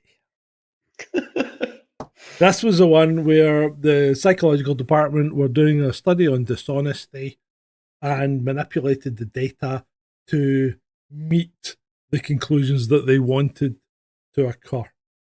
So there you go. Which is exactly the issue that I had with all the scientific journals we were talking about before. But this isn't a journal. Unfortunately, this is how science works. This is a university. Yeah, but the thing is that it represents a much deeper malaise in society, where one of the problems that we've got with science is they're not doing science, they're doing narratives, and the science is being fixed so that it fits with whatever political point they're trying to make. So on the plus side, we're on the final stretch. We don't have far to go. Right. That's I left us in the funnies because this is the court sketch of the 53-year-old guy who was involved in the Liverpool parade. And it's nothing like him. No. What was the guy sketching? Well, that's why the meme was so funny, because it's supposed to be Bob, what's his face? Yeah. Famous Ross. American. Bob Ross. With a bit of meme action going on. Yeah. One of the more classic meme faces. And it's just, it's brilliant. Right, moving on. So this isn't a meme. This cartoon here about masking and how you need to be doing it to help someone else out. Pardon me. So that's frightening. That I actually thought that was just someone putting up a meme, but it's not. It's real. Yeah. And then this guy Jordan, he makes a valid point. Being alive during this modern era is great. Robots are creating artistic, soulless versions of people. I spend half my paycheck on rent and the other half on 4 blueberries, and I'm addicted to a little pocket computer that makes me sad every day. Just fantastic. I mean, that is essentially what life in the West is like now. I think there are places in the world where your paycheck will get you more than rent and a few blueberries. Mm-hmm. And obviously it's exaggerated, but I think pretty much anyone in the audience who lives in the West can probably relate to that. You know what they can't relate to? I mean, you know what they can't relate to? They can't relate to this because kangaroos are not service animals and people in Russia don't own hippos. These are both AI fucking constructs. Yeah, I mean, they're good constructs.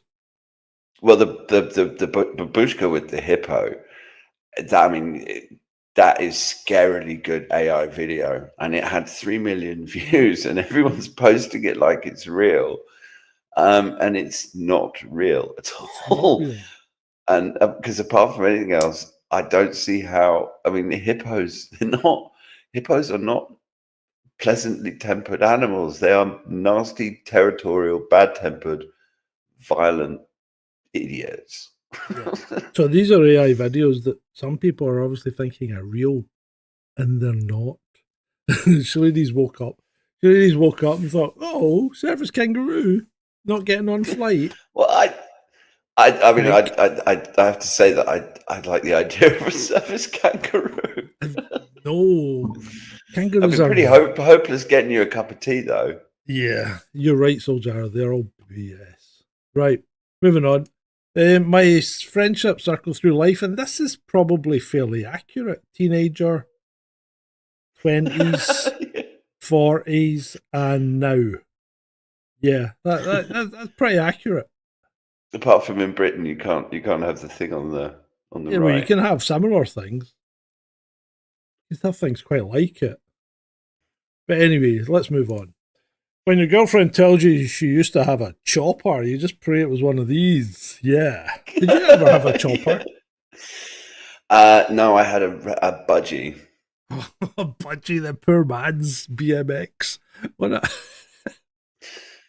No. It was a poor man's chopper. Was it? It was the rally budgie that my grandmother bought for me when I was about 7 or 8 or something. 7, 8, 9. I wanted a racer, so I always had a racer bike. I didn't like the chopper for some reason.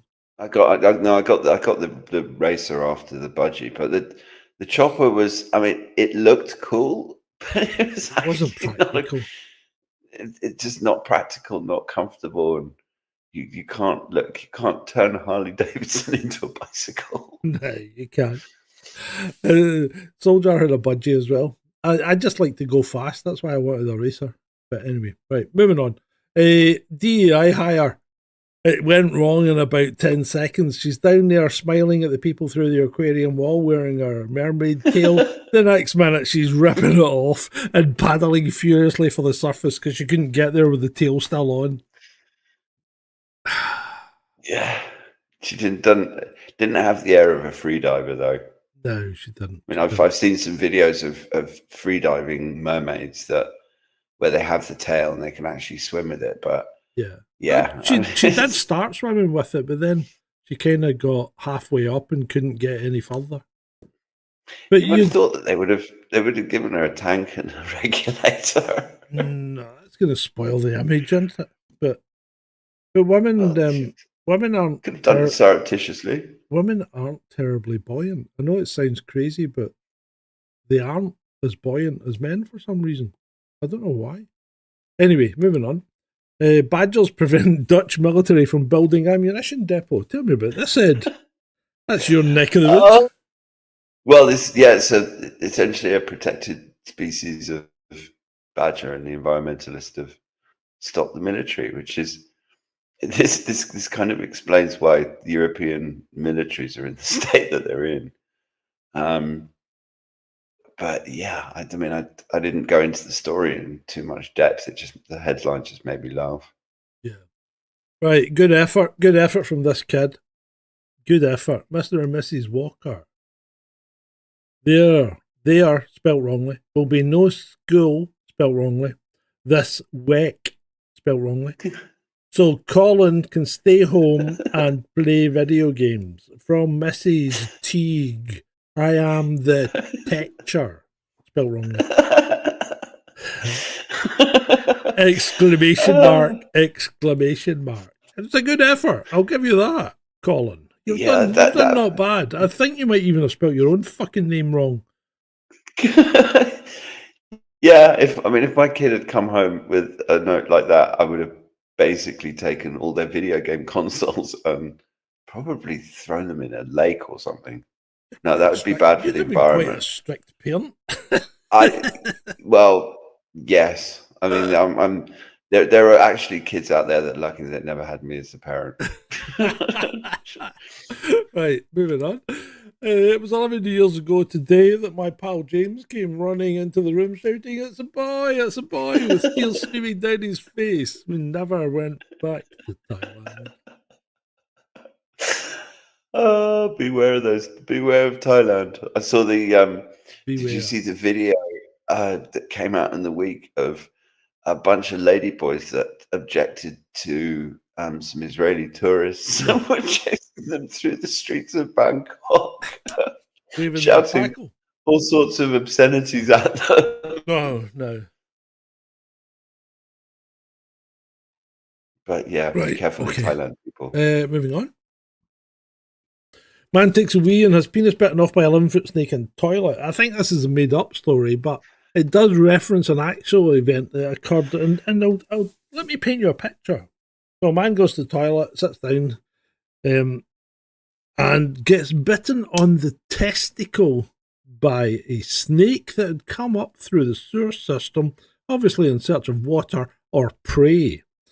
He then had a fight with said snake, which necessitated him using the toilet brush to remove it from his testicles. The thing about this story is that snakes don't have biting off sort of teeth. Snakes. No, they don't. They don't bite things off. They poison you and then eat your whole. Yeah, well, but being bitten in the testicle was right. Being bitten on the bollocks, but yeah. Yeah, but the getting stabbed in the bollocks with the two prongs and then them not coming out, you could understand. You know, them getting stuck there, you know? Yeah. And then he had to beat it off with a toilet brush. Thank God he had a toilet brush. Imagine imagine running through the streets with a snake screaming from your. But even having a snake on the back bit or the front bit would be. Oh no, jeez! I hate snakes. I hate snakes. Right, Vladimir Putin given 3 years to live by doctors on the 29th of May 2022. Well done, Vlad. You have beaten the odds, mate. He has beaten the odds, and in fact, he's looking healthier than ever.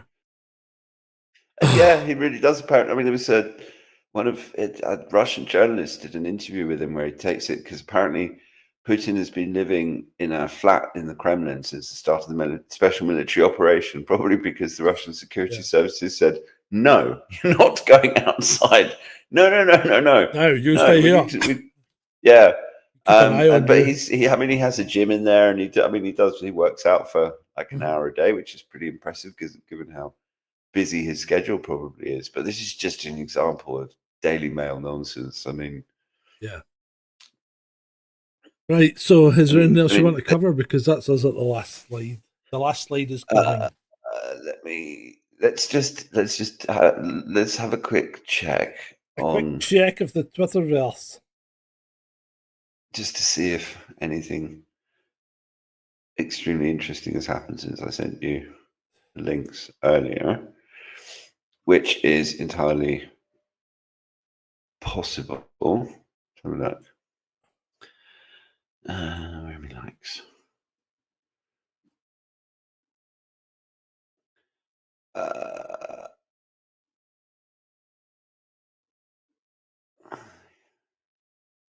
No, pretty much. Oh, it's Happy International Day of the Potato. It's International Potato Day. So okay, that's lovely. There's that. Oh yeah, there's one. In a highly concerning yet revealing international development, the words of a US journalist were entered into a UK criminal case without his knowledge, consent, or any opportunity to respond. And this person has now notified the US Secretary of State, US Embassy in London, UN Special Rapporteur on Free Expression, and top legal counsel defending constitutional speech. So the British government now feels that it has the right to use the speech of people that are not British in court cases in an attempt to essentially smear them and control the narrative. So our government and institutions, I think it was a court case, are actually trying to control what everybody in the world says, not just what we say. I mean, what the hell?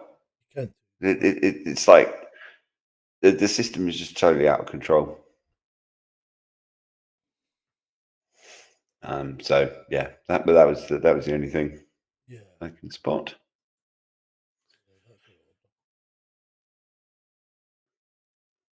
Oh, right. I think that's 2 hours, so I think we've done all right, mate. I was cycling Mikey getting knocked off his bike. Nearly bang on 2 hours, so. Cycling Mikey getting knocked off his bike this week on a roundabout. Is this the one I sent you? Yeah, people were. I thought you'd like this one. I found it hilarious. People were like disgusted that people could find that or celebrate that, but cycling Mikey is such a complete and utter twat that one can only laugh at him. Well, right, and he's also so obnoxious and just generally unpleasant that, I mean, like, one doesn't want to celebrate someone getting injured, but when someone is an obnoxious... It's not the one you sent me. He's been knocked off his bike again. Oh, crikey. That's tremendous. That's tremendous. People seem to have got it in for him. Yeah. Well, do you think maybe... Did you put the slide up? Is there a slide? No, I don't have a slide. But if people keep knocking you off your bike, do you think the problem might not be them? It might be you. I had a couple of... I mean, when I was driving back from the supermarket earlier, and there was a couple of cycling Mikeys. One of my pet hates, one of the types of cyclists that I despise most in this world are the ones who cycled down Marine Parade, basically Brighton seafront. We've got the A259. And for most of Brighton, there are two, they've closed off an entire lane of seafront traffic to put bike lanes in. Yeah. And we still have these people who think they're Bradley Wiggins that have to cycle on the road. And wanker of wankeros is when they shave their legs. And the one that was unfortunate enough to be behind earlier today was not just a cycling wanker that was refusing to use the bike lane, but he was one of those shaved leg wankers as well. I mean, seriously. Just, I'm look, like, man, if you're cycling and you're shaving your legs, then you have a problem. I'm thinking to myself that I first came across this because I used to cycle everywhere, but I used to wear jeans and a t-shirt, right? This is when I was a kid, before I was even 17. And my mate had a bike and we used to cycle about all over the place. And then he bought a Claude Butler because his dad was an architect and his mum was a lecturer. So they had money, but they were a bit lefty, kind of woke version of Scottish people. And he got a Claude Butler bicycle, which is quite a name in those days. And he started wearing lycra shorts. And then he shaved his legs. And I just looked at it one day and I just shook my head. And I thought, that's all you can. I mean, I'm just gonna have to reevaluate my relationship here, because I don't think I can have a mate that shaves his legs. That's just wrong. I mean, especially, okay, if you're gonna be a drag artist or something, and you shave your legs and you go up on stage and you're Dame Edna Everage, but if you're a recreational cycler, and you're shaving your legs because you think it's going to give you some sort of, because okay, people like Bradley Wiggins do it because they're in the Tour de France where 2 or 3 bits of millisecond actually make a difference. Really? I don't think it does. I don't think it does. I don't think it can. I thought that was maybe they. I don't think it can make a difference. The variety of human performance on any given day is surely going to be higher than any kind of perceived performance gain of shaving. What are they, like 4 or 5 millimeter hairs off your leg? I just don't exactly. I don't see how that's increasing aerodynamics. And when you're on Brighton bloody seafront, there's not much aerodynamics in it because you're still restricted to moving at the speed of the traffic. I mean, but it's more to the point that there are certain cyclists out there who know that the law says they don't have to use the bike lane and they can use the road, and they just want to be utter wankers.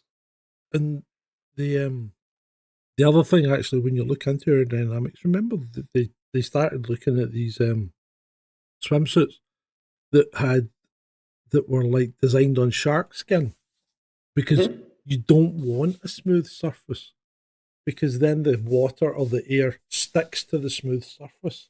What you want is a surface that will break the air away. And so actually hair on your legs is probably a benefit than a drawback, if you actually look at aerodynamics. Well, someone needs to tell those cyclists that. Yeah. Because apart from being really irritating cycling in the road, you just look ridiculous as a guy with shaved legs. I'm sorry. Yeah. Right, hurry up, Johnny and John. If you've got something to say, you better spit it out quick. And you know what, people? Shalini has put £5 on the line and none of you guys did anything. You didn't even spend 99p to stop her getting advert. That's how much you think of her. I'm disgusted in your behaviour.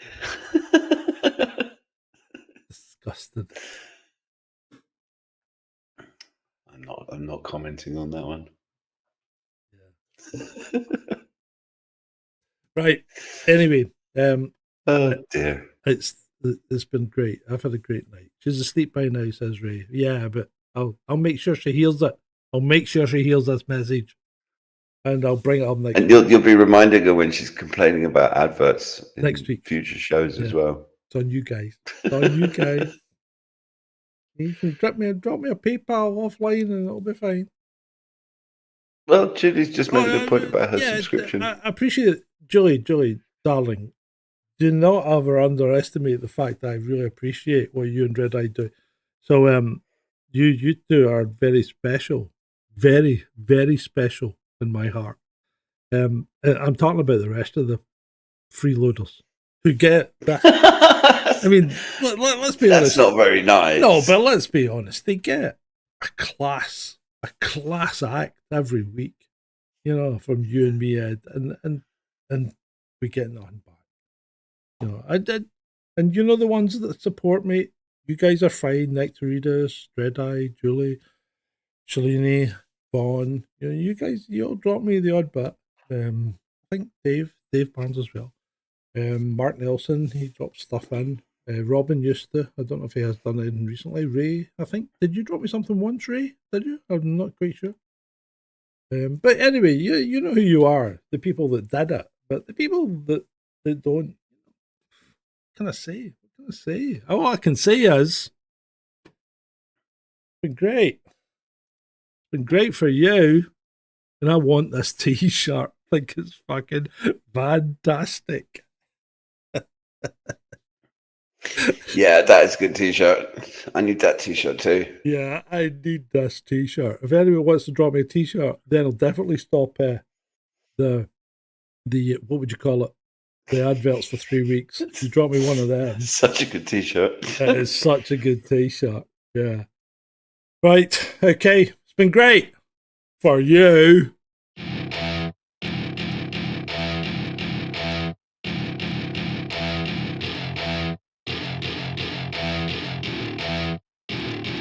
Welcome to my party, we're just getting started. A life is a dream or a nightmare scarring.